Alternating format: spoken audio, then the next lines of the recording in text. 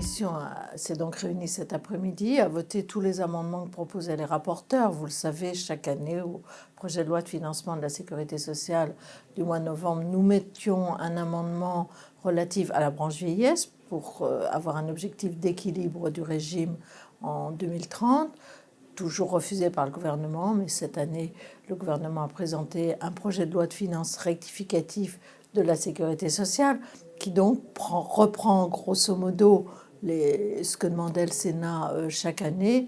Néanmoins, il le reprend de façon partielle. Le texte qui arrive au Sénat est déjà quelque peu en déficit parce que certains amendements ont été votés à l'Assemblée nationale. Donc notre ligne de crête, en fait, au Sénat est assez réduite. Nous pensons qu'il faut faire des propositions autour de l'emploi des seniors avant de leur imposer de travailler de façon supplémentaire.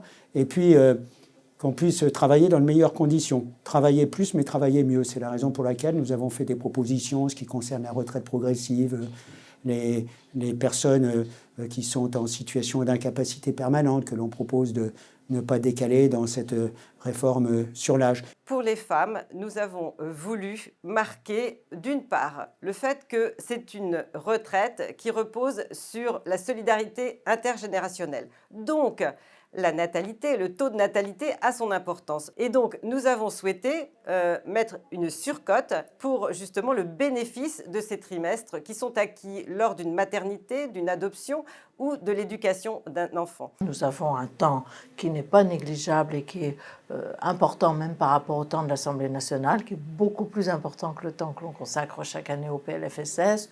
Donc je pense que tous les sénateurs pourront s'exprimer et s'il n'y a pas de volonté de blocage, en effet, on doit pouvoir arriver au bout de ce texte. Ce que je souhaite ardemment, c'est qu'en effet, il y ait un texte qui sort du Sénat. Après, tout le monde n'est pas d'accord sur ce qui sortira, mais c'est le jeu démocratique.